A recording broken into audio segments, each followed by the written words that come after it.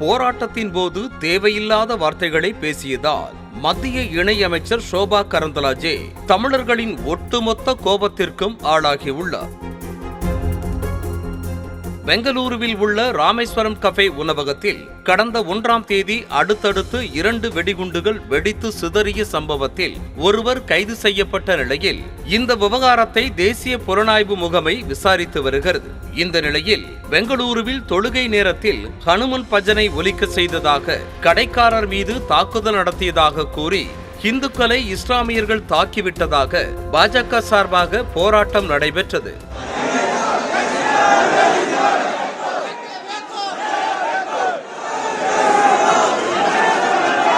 இதில் பங்கேற்று செய்தியாளர்களிடம் பேசிய மத்திய இணையமைச்சர் சோபா கரந்தலாஜே பெங்களூருவில் தமிழர்கள்தான் குண்டு வைத்ததாக கூறி அதிர்ச்சியை ஏற்படுத்தினர். தமிழ்நாட்டில் பயிற்சி பெற்றவர்கள் கர்நாடகாவிற்கு வந்து தங்கள் மாநில ஹோட்டலில் வெடிகுண்டுகளை வைப்பதாகவும் கர்நாடகா மீது தாக்குதல் நடத்தும் அவர்கள் மீது ஆளும் காங்கிரஸ் அரசு எந்த ஒரு நடவடிக்கையும் எடுக்கவில்லை எனவும் கூறினார். மத்திய இணையமைச்சர் சோபாவின் இந்த பேச்சுக்கு தமிழர்கள் மத்தியில் கடும் எதிர்ப்பு கிளம்பியது. சோபா கரந்தலாஜேவின் பொறுப்பற்ற கருத்துக்கு கடும் கண்டனத்தை தெரிவித்துள்ள முதலமைச்சர் மு.க. ஸ்டாலின், இதுகுறித்து கருத்து தெரிவிக்க ஒருவர் NIA அதிகாரியாக இருக்க வேண்டும் அல்லது குண்டுவெடிப்பு சம்பவத்துடன் நெருக்கமாக தொடர்புடையவராக இருக்க வேண்டும் என கூறியுள்ளார். இந்த பிளவுபடுத்தும் பேச்சை தமிழர்களும் கன்னடியர்களும் மறுப்பார்கள் என கூறியிருக்கும் அவர் பிரிவினையை தூண்டும் வகையில் பேசுவதை பிரதமரும் பாஜகவினரும் நிறுத்திக் கொள்ள வேண்டும் என வலியுறுத்தினர்.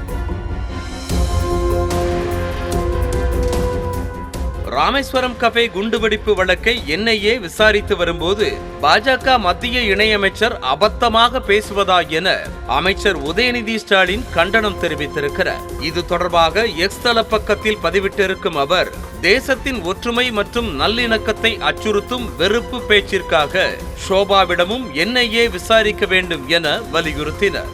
தமிழ்நாட்டு மக்களை பயங்கரவாதிகள் போல சித்தரிக்கும் பாரதிய ஜனதா கட்சியைச் சேர்ந்த மத்திய அமைச்சரின் வெறுப்பு பேச்சுக்கு கடும் கண்டனம் தெரிவிப்பதாக கூறியிருக்கும் எதிர்க்கட்சி தலைவர் எடப்பாடி பழனிசாமி, இனியும் பிரிவினைவாத பேச்சுக்களை யாரும் பேசாத வண்ணம் இந்திய தேர்தல் ஆணையம் நடவடிக்கை எடுக்க வேண்டும் என வலியுறுத்தியுள்ளார்.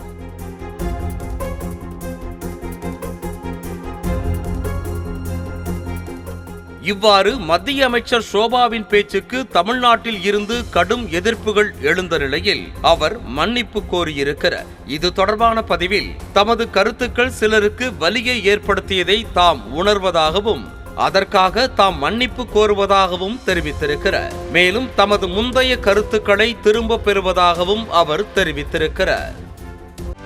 செய்திகளை உடனுக்குடனும் துல்லியமாகவும் தெரிந்து கொள்ள சப்ஸ்கிரைப் பண்ணுங்க.